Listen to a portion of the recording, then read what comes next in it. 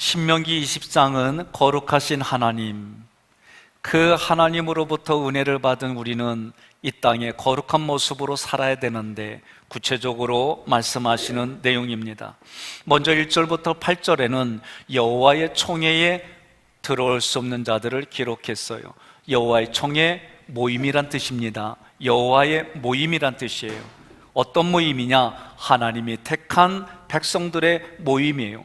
여기에 들어올 수 있는 자와 들어오지 못하는 자, 이것은 하나님의 백성과 하나님의 백성이 아닌 자, 또 다른 표현으로 한다면 구원받은 성도와 아닌 자를 기록했어요. 먼저 하나님의 백성이 아닌 자들은 어떤 자들일까? 1절에 고안이 상한 자나 음경이 잘린 자들이라고 그랬어요. 이들은 한마디로 생명을 잉태시킬 수 없는 자들입니다. 이사야서는 생명을 잉태시킬 수 없는 고자를 마른 나무로 표현했습니다. 이사야 56장 3절입니다. 이방 사람이라도 여호와께 속했다면 여호와께서 나를 그분의 백성과 차별하시는구나 하고 말하지 못하게 하여라. 고자라도 나는 마른 나무에 불과하구나 하고 말하지 못하게 하여라. 아멘. 오늘날 고안이나 음경이 잘린 자는 한마디로 예수 그리스도가 없는 사람들이다. 예수 그리스도가 없는 사람을 신약에서는 생명이 없는 자다라고 말씀했습니다.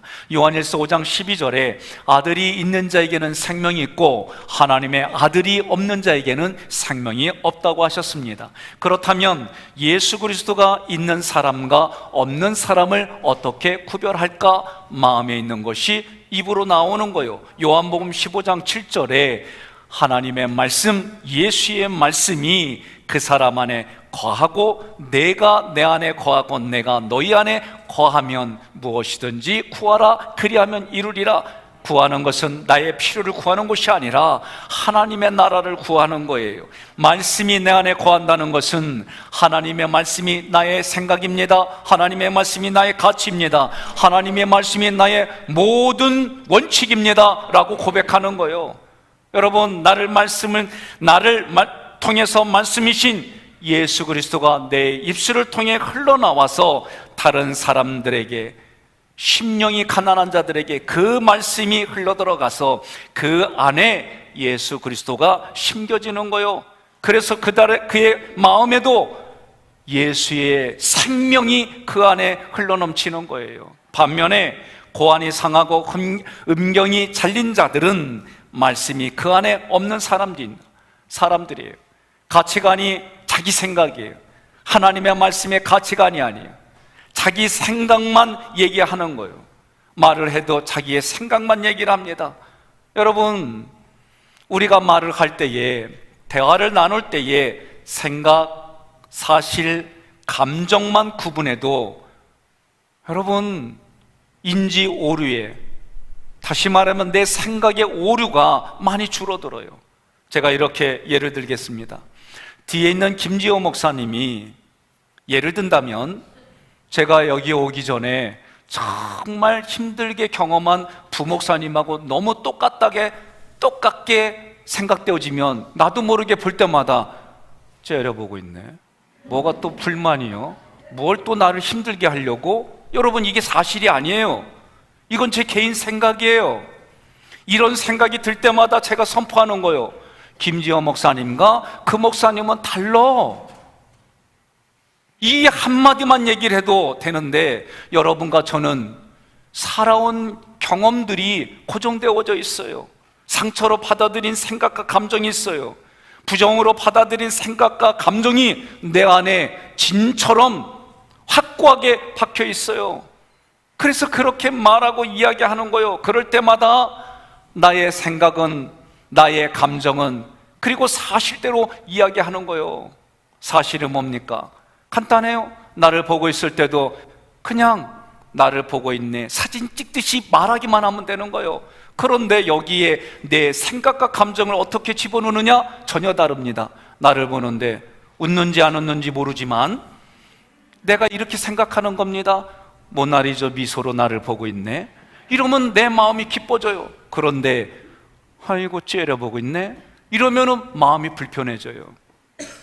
이건 우리들 마음에 일어나는 현장들입니다. 사랑하는 성도 여러분, 여러분과 제가 이 땅을 살아갈 때에 예수님을 믿어요. 교회에 왔어요. 그러나 내 생각과 내 감정, 내 가치에 하나님의 말씀이 녹아있지 않으면 오랫동안 예수님을 믿는다고 교회에 왔어도 내 마음 안에 있는 예수 그리스도가 흘러갈 수가 없어요. 왜? 한마디로 말하면 내 안에 예수 그리스도가 없기 때문입니다. 이런 자들이 고안이 상하거나 음경이 찰린 자들이고 하나님의 백성이 아니다라고 말하는 거예요. 하나님께서 사람을 창조하시되 남자와 여자로 만드시고, 남자라고 하는 자카르 이 단어에는 하나님의 씨 예수 그리스도라는 뜻이 있어요.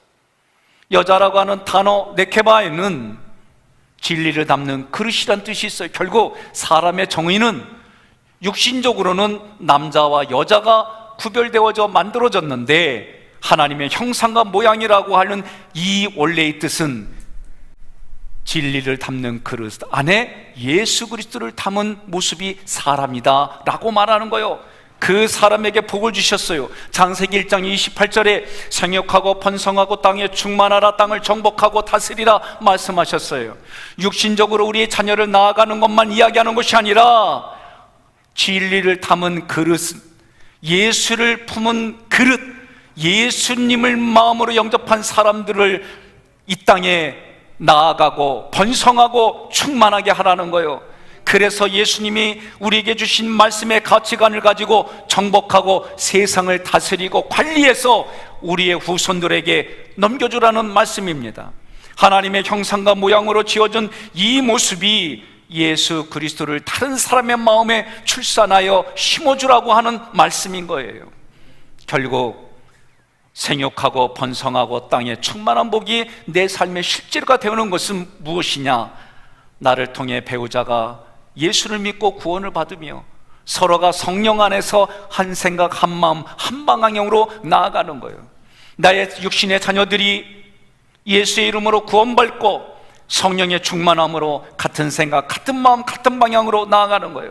나를 통해 나의 이웃이, 직장에 있는 내 이웃들이 예수의 이름으로 구원받고 같은 생각, 같은 마음, 같은 방향으로 나아갈 수 있도록 살아가는 거예요. 여러분, 이게 쉬우냐 말이에요. 쉽지 않아요. 저도 아내하고 결혼한 지 아직 100년이 안 됐어요. 그러다 보니 아직도 여전히 자기의 생각으로 부딪히는 일들이 아직도 있어요.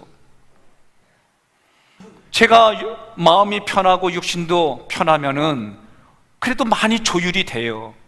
내가 품어가기도 하고, 때로는 아내가 품어가기도 하고, 때로는 삭히기도 하고, 이러면서 조율이 가능해져요.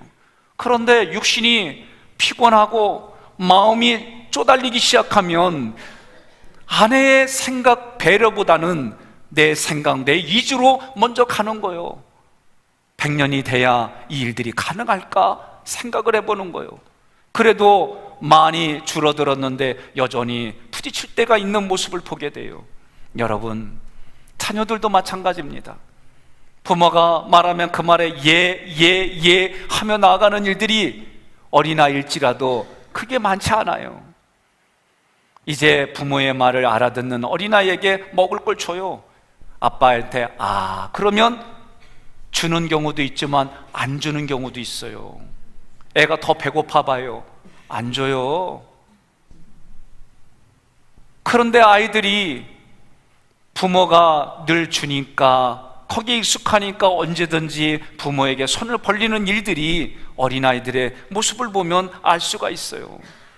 여러분, 하나님을 믿는다는 것이 우리 인생의 삶을 통해 깨달아져야 합니다. 부부의 삶을 통해 하나님의 은혜가 깨달아져야 합니다.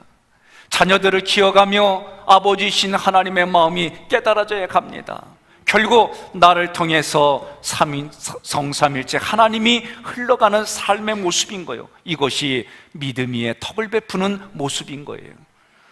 2절에 사생자는 10대까지도 여호와의 총회에 들어오지 못한다 그랬어요. 사생자는 한마디로 아버지를 모르는 자요. 아버지를 모르기 때문에 자기의 생각, 자기의 감정이 우선이고 자기의 생각이 머리가 되어서 살아가는 사람들이에요. 여러분, 10대까지 여호와의 총회에 못 들어간다는 얘기는 우리 인생을 살아볼 때에 아무리 길게 살아봐야 3대, 4대만 보고 육신이 흙으로 돌아가요. 10대까지 살아갈 수는 없어요. 한마디로 사생자는 여호와의 총회에 영원히 들어가지 못한다, 이 얘기예요. 하나님이 애굽왕 바로의 마음을 강팍하게 했어요. 하나님의 마음이 들리지 않아요. 결국은 자기의 아들 애굽의 백성들의 장남을 다 잃어버리는 일들이 있기까지 그들은 듣지를 못하는 거예요. 내 생각에 가득 차 있어요. 안 들어와요. 내 생각에 가득 차 있으면 누가 무슨 말을 해도 들어오지 않습니다. 내가 억울한 생각과 감정을 가지고 있으면 무슨 말을 해도 억울한 감정이 벗겨지지 않는 거예요. 그만큼 사람은 자기의 생각과 감정으로 가득 찬 인생인 거예요. 하나님의 말씀이 들어오려면 나를 바라보는 시각을 다양하게 봐야 하나님의 말씀이 쉽게 들어오는데 우리는 자기의 생각으로 가득 차 있음을 그것도 보지 못해요. 그러니 사생자는 하나님의 말씀을 받지 못하기 때문에 영원히 구원을 받지 못한다 얘기하는 거예요. 3절과 4절에 암몬과 모압 사람은 영원히 여호와의 총회에 들어오지 못한다 그랬어요. 암몬과 모압이라고 하는 사람들이, 이 민족이 무슨 일을 했길래 도대체 여호와의 거룩한 처소에 들어오지 못할까? 애굽에서 나온다라고 할 때 애굽은 세상 죄를 상징해요. 그러니 애굽에서 나온다는 얘기는 죄에서 나온다는 얘기요, 죄로부터 구원 얻었다는 거요. 하나님의 백성들이 세상으로부터 구별되어져서, 죄로부터 구별되어져서 나왔다는 거예요. 그렇게 나왔을 때에 암몬과 모압 사람들이, 이스라엘 백성들이 올 때에 얼마나 배가 고파요. 물과 빵을 줘야 되는 거예요. 물과 떡을 줘야 되는 거예요. 그런데 그들이 그렇게 하지 않았어요. 예수님이, 신약에서 예수님이 자기 자신을 뭐라고 그래요? 내가 영원한 생명수다, 내가 너희의 떡이다 라고 말한 거예요. 결국 애굽에서 나올 때에, 구원받았을 때에 암몬과 모압 사람들은 그 안에 진리가 없기 때문에, 예수가 없기 때문에, 그 마음이 없기 때문에 이스라엘 백성들에게 떡과 물을 주지 못했을 뿐만 아니라 그들을 죽이려고 괴롭혔어요. 그들은 거짓 선지자 발람에게 뇌물을 주어서 하나님의 백성을 저주하려고 했어요. 그러나 하나님은 이스라엘 백성에게 오히려 저주를 복이 되게 하셨어요. 여러분과 제가 믿는 하나님은 저주와 사망을 오히려 복으로 바꿔주시는 분인 줄 믿으시기를 바랍니다. 저주와 사망을 흘려보내는 자들은 하나님의 백성이 될 수 없다라고 말하는 거예요. 그렇다면 지금을 살아가는 우리들에게 암몬과 모압 족속의 모습들은 어떤 모습일까? 이것은 교회 안에서 말씀의 떡과 진리의 성령님을 흘려보내는 것이 아니라 오히려 저주와 사망을 흘려보내는 모습이다. 그 모습은 구체적으로 교회를 비난하는 겁니다. 목회자를 헐뜯는 겁니다. 장로님들을 비난하는 겁니다. 성도와 성도 간의 이간질하는 모습이 결국은 부정적인 시각을 주고 비진리의 길을 걸어갈 수 있도록 그 길을 안내하는 사람들이 모압과 암몬 사람이다라는 거예요. 진리의 말씀이 들어와도 혼란스럽습니다. 진리의 말씀이 들어오면 빛이 들어오면 어둠이 물러가듯이 이 안이 깨끗하고 분명해야 되는데 교회 안에서 더 이단들보다도 힘들게 하는 그런 사람들이 모압과 암몬의 모습이다라고 말하는 거예요. 하나님은 부정적인 말을 사용하는 사람을 싫어해요. 그래서 우리는 외치는 거예요. 비난하고 비평하고 부정적인 말, 불만의 소리를 하지 아니하고 용서하고 감사하고 미안합니다, 인정하고 대접하고 감사하고 이런 삶을 살자는 거예요. 6절에 내 평생에 그들의 평안과 형통을 영영히 구하지 말라. 여러분, 부정적인 언어를 쓰면은요, 본인만 불편한 것이 아니라 그 불편한 말을 듣는 사람도 부정적이 되는 거예요. 그래서 구약에서 나병은 그렇게 쉽게 전염이 되듯이 오늘 우리에게도 그렇다라고 성경이 말하는 거예요. 그 사람들만 그러면 괜찮게요? 자기의 자녀들까지도 그렇게 물들게 하는 거예요. 제가 아내가 암만 얘기해도 안 들린 때가 있어요. 당신은 왜 이렇게 나를 무시하냐고. 그러면 나는 내가 언제 당신을 무시했냐고 그래요. 그런데 우리 애들이 시골 갔다 오더니 하는 얘기가, 엄마, 할아버지가 할머니한테 소리 막 지르는데 아빠가 엄마한테 하는 거하고 똑같아. 나 그때서 귀가 들리더라고. 신기하게도 아내가 얘기할 때는 안 들리는데 애들이 얘기하면 들리는 거예요. 저만 그렇습니까? 자기가 자기도 못 보고 남도 못 보는데 하나님만 보는 내가 있고, 나는 나를 못 보는데 다른 사람은 보는 내가 있는 것을 인정해야 되는데, 내가 생각하고 말하는 것도 잘못될 수 있다고 그렇게 생각하고 말해야 되는데 이게 잘 안 되는 거예요. 7절부터 8절에 에돔과 애굽을 미워하지 말라. 그들은 여호와의 총회에 들어올 수 있다. 하나님의 백성을 돕고 은혜를 베푼 것이 하나님께 한 것이다 말하는 거예요. 애굽은 한때 요셉을 총리의 자리에 올려놨었어요. 야곱과 형제들을 영접했어요. 에돔은 에서의 후손입니다. 야곱의 형제였습니다. 이러한 두 가문마다 이러한 이유 때문에 3대 후손부터 하나님의 백성과 함께 예배드리는 삶이 허용된 거예요. 여러분들이 교회에 오면 뭐합니까? 오자마자 하나님의 거룩한 예배에 그래도 내가 거룩함이 없을까봐 하나님 앞에 머리 숙여 기도하잖아요. 하나님 앞에 여러분들이 오자마자 주님, 나를 거룩히 받아주세요. 나의 잘못된 것들 하나님의 거룩한 옷으로 덮어주세요. 그렇게 여러분이 회개하는 시간이 이처럼 필요한 거예요. 9절부터 14절은 하나님 군대의 진영이 거룩하게 되어지는 방법들을 기록했어요.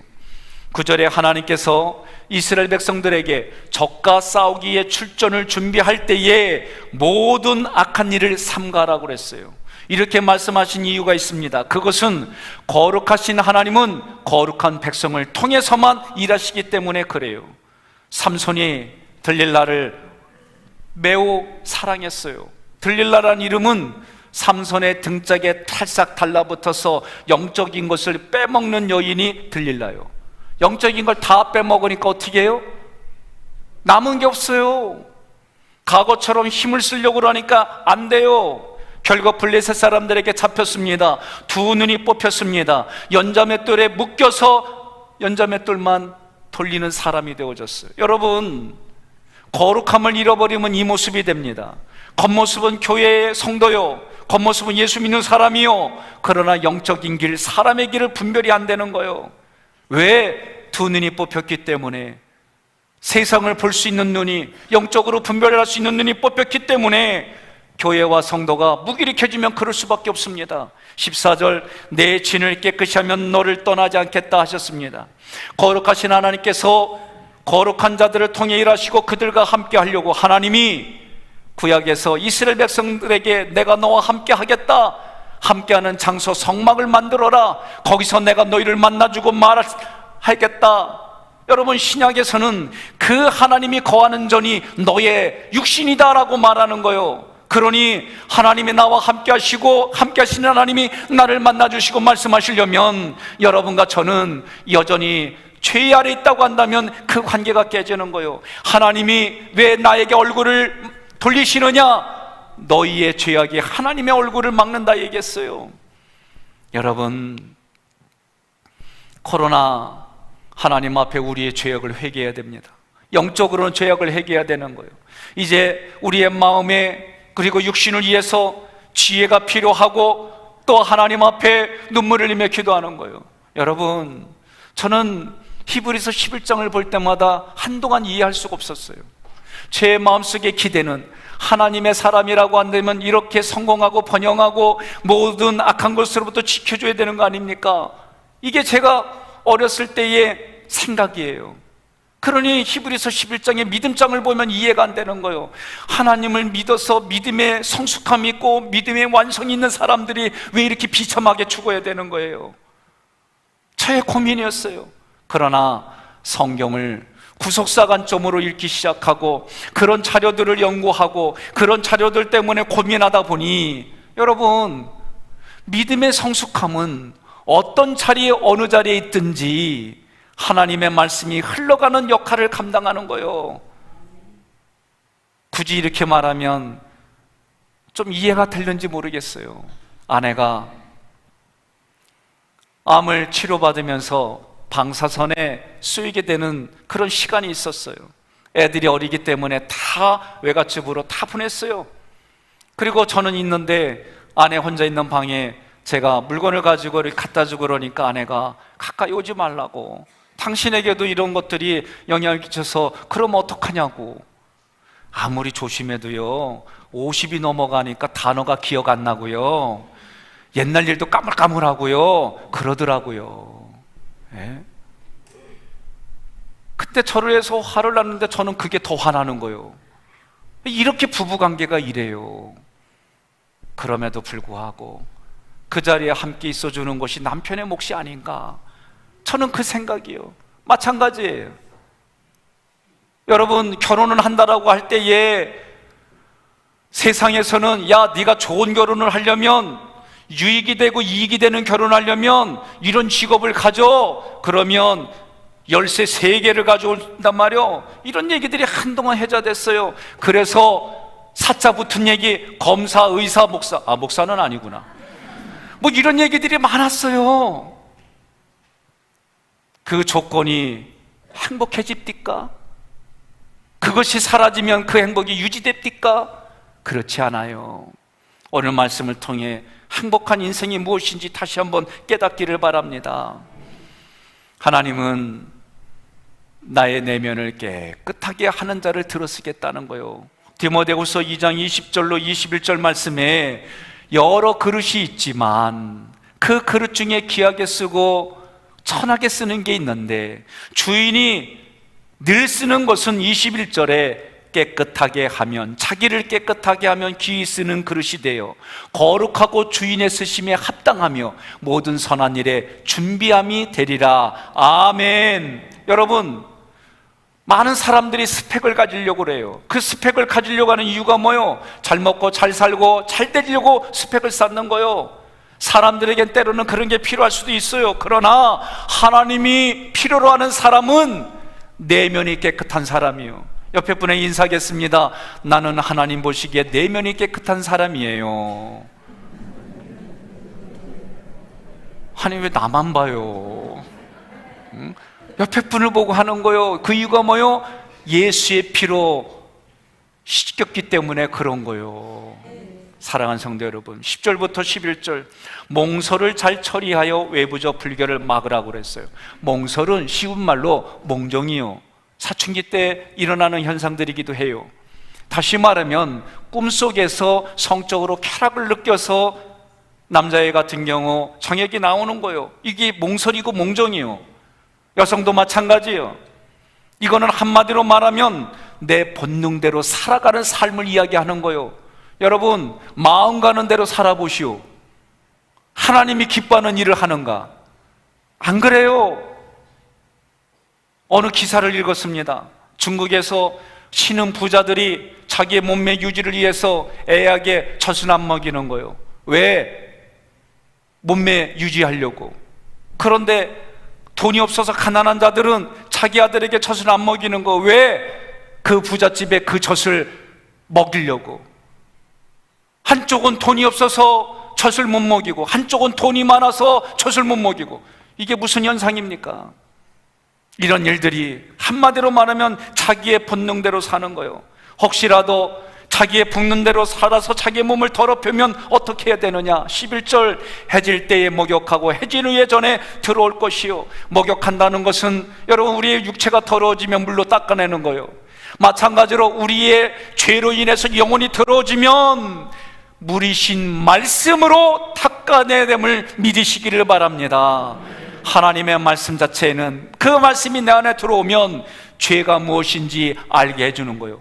그런데도 의도적으로 이 말씀을 무시하고 죄짓기 시작하면 하나님이 역사하지 않으세요. 12절부터 14절, 진 밖에 화장실을 만들고 대변을 보고 몸을 돌려 그 배설물을 덮으라고 그랬어요. 당연하지요. 육신은 당연히 그렇게 해요. 그런데 사람이 매일 먹고 마시면 영양분을 다 뺀 찌꺼기들이 우리의 대변과 소변으로 나오는 거예요. 이거는 거름으로밖에 사용되지 않아요. 그런데 우리의 역사 속에는 제주도에 똥돼지라는 게 있어요. 알아요? 그 똥돼지가 왜 똥돼지냐? 먹을 걸 줄 게 없어갖고 사람들이 구덩이를 파고 화장실을 만들어요. 그 구덩이에 돼지를 넣는 거예요. 그리고 응가고 내려놓으면 그거 먹고 자란 게 똥돼지요. 근데 그게 그렇게 맛있대네? 여러분, 그게 배설물이요. 그런데 이 배설물이라고 하는 얘기를 어떻게 이해를 해야 되느냐? 사도 바울이 이렇게 말했어요. 나는 로마의 시민권이 있어요. 오늘날로 말하면 나는 한국 사람이면서 미국의 시민권이 있어요. 자기는 유대인 중에 유대인이요. 나는 충렬공파 248대 손이요. 양반 중에 양반이요. 그리고 자기는 오늘 우리나라로 말하면 서울대 나왔어요. 서울대에서도 유명하고 학식 있는 교수님이 내 스승이요. 이런 얘기 하는 거예요. 그가 예수님을 만나기 전에 그걸로 살아왔어요. 그런 스펙으로 살아왔어요. 그런 스펙이 자기 자랑이었어요. 그런데 예수님을 만나고 나선 그것이 나에게 배설물이다 얘기를 한 거예요. 여러분, 오늘 신명기 23장에서 배설물이란 타락한 인간에게서 매일매일 흘러나오는 배설물이 죄악이다 그 얘기를 하는 거예요. 매일 대변을 보듯이 타락한 인간에게는 매일 죄악된 일들이 덩어리로 나오는 거예요. 그 배설물을 덮으라는 거예요. 덮으라는 이 단어는 인간의 죄와 허물을 덮어준다라는 거예요. 그렇게 하신 분이 누구예요? 예수 그리스도예요. 예수 그리스도가 십자가에서 피로, 그리스도의 피로 우리를 덮어준 게 그것이 하나님의 의, 또 다른 말로 의의 옷이다라고 말하는 거예요. 이사야 61장 10절 함께 봉독합니다. 여호와께서 행하신 일로 너가 크게 기뻐하고 내 영혼이 즐거워하는구나. 여호와께서 행하신 일이 뭐냐? 그가 나에게 구원의 옷을 입히시고 의의 겉옷을 걸쳐주시니. 아멘. 하나님이 행하신 일이 뭐냐? 내 영혼이 기뻐한 일이 뭐냐? 구원의 옷을 입혀주셨어요. 의의 옷을 입혀주셨어요. 왜 그렇게 구원의 옷, 의의 옷을 입혀주셨느냐? 결혼식을 위해 단장한 신랑 신부처럼 되었구나. 예수님이 태어나기 전 700년 전에 이사야 선지자가 이 말씀을 한 거예요. 누가 신랑이요? 예수님이 신랑이요. 누가 신부요? 교회와 성도가 신부인 거요. 어떤 옷을 입어요? 오늘 우리 워십팀이 분홍색의 흰색의 아주 이쁜 옷을 입었어요. 그 옷을 입으면 우리 교회에서는 워십팀이구나, 앞에서 찬양을 몸을 할 때마다 천사를 보고 가는구나. 이거 아멘 안 하면 큰일 나. 누구든지 이렇게 인정하고 보는 거예요. 마찬가지로 신부는 흰 드레스를 입어요. 그와 마찬가지로 하나님이 그 옷이 구원의 옷이요 의의 겉옷이다라고 말씀하신 거예요. 이런 말씀을 통해 다윗과 바울 사도가 그런 은혜를 받으면 고백하는 거예요. 뭐라고 고백하느냐? 시편 32편 1절, 허물의 사함을 받고 자신의 죄가 가려진 자는 복이 있도다. 믿으시면 아멘 하시기를 바랍니다. 내 허물과 죄가 가려진 자는 복이 있다는 거예요. 그런 사람이 행복하다는 거예요. 로마서 4장 6절로 7절, 이처럼 공로가 없어도 하나님이 의롭다고 인정해주는 사람의 행복에 대해서 다윗은 이렇게 말하고 있습니다. 잘못을 용서받고 하나님이 죄를 덮어주신 사람은 행복하다. 아멘. 돈이 행복입니다. 뭐니 해도 MONEY 머니가 행복입니다 라고 말하는 이 시대의 행복의 기준은 내 죄를 덮어주신, 구원시켜주신, 그리스도의 피로 우리를 옷 입혀주신 하나님의 은혜가, 그 은혜를 아는 자가 행복한 인생이다 라고 말하는 거예요. 왜 그렇습니까? 여러분과 제가 이제 나이가 들어가면 영원히 자리에 눕는 날이 와요. 그 날이 오면 하나님 앞에 누구든지 가는 거예요. 이 땅에 예수님을 잘 믿은 사람들, 예수의 이름으로 구원받은 사람들, 그래서 구원받은 사람의 삶을 산 사람들, 하나님 앞에 시상식장으로 가는 거고, 이 땅에 하나님이 어디 있어? 예수님이 어디 있어? 성령님이 어디 있어? 너 교회 가면 죽어. 이렇게 말하는 사람들은 하나님 앞에서 부끄러운 자기의 죄가 수치가 되어져서 가려지는 게 없어서 그 죄의 값으로 영원한 사망 진단서를 받는 거예요. 15절로 20절에 약자를 보호하고 탐욕을 버리라고 그랬어요. 성경의 말씀대로만 보면 좀 오해할 수가 있어요. 도망 나온 종을 주인에게 돌려보내지 말고 보호하라는 거예요. 우리는 반려견도 잊어버리면 찾아주는데 이게 무슨 뜻일까? 여기서 주인을 피하여 도망한 종은 일하기 싫어서 도망간 종이 아니에요. 주인이 포악해요. 학대를 해요. 이 포악하고 학대의 밑에서 견디지 못해갖고 살기 위해서 도망간 사람들이에요. 그러면 이 주인은 누구를 말하느냐? 사단을 말하는 거예요. 사단은 우리를 멸하러 왔어요. 우리를 죽이러 왔어요. 우리의 생명을 뺏으러 왔어요. 거기에서 도망친 그 영혼들을 위해 우리 믿는 사람들은 어떻게 대해주느냐? 함께 거하라는 거예요. 내가 그리스도 안에, 그리스도가 내 안에 거하듯이 그리스도가 주신 그곳으로 함께 거하라는 거예요. 여러분, 이 일들이 쉽지는 않아요. 저도 누군가를 도와줄 때 늘 한계에 부딪혀요. 한계에 부딪힐 때마다 제가 하는 얘기가 이게 뭐예요? 여기까지 도와주면 됐지, 날 보고 어쩌라는 거예요. 언제까지 너에게 도와줘야 돼? 이게 한계에 부딪히면 이게 올라와요. 여러분들은 어떠십니까? 제가 여러분들의 마스크 쓴 얼굴만 보니까 다들 나는 한계가 부딪힐 때마다 예수의 은혜로 또 한계를 뛰어넘어요, 이렇게만 보여. 그럴 때는 여러분 그냥 그런적하고 이렇게 하는 게 은혜요. 너무 자기는 강직하고 정직했고 나는 아니요, 그러지 마세요. 때로는 몰라도 아는 척, 알아도 모르는 척, 우리 인간은 그렇게 사는 거예요. 여러분, 하나님의 백성들은 영혼들을 돌보고 지켜줘야 되는 거예요. 그러면 그들에게 그렇게 살리는 방법이 뭐냐? 진리의 말씀을 전해주는 거예요. 진리의 말씀을 전해주는데 그 진리의 말씀을 전해주는 삶이 필요한 거예요. 야고보서 2장 15절로 17절 교독하겠습니다. 만일 형제나 자매가 헐벗고 일용할 양식이 없는데 이와 같이 행함이 없는 믿음은 그 자체가 죽은 것이라. 아멘. 배고파요. 육체의 배도 배불리게 줘야지요. 이것만 줘서는 안 되는 거요. 사람의 뜻이 뭐요? 진리를 담은 그릇이라고 그랬어요.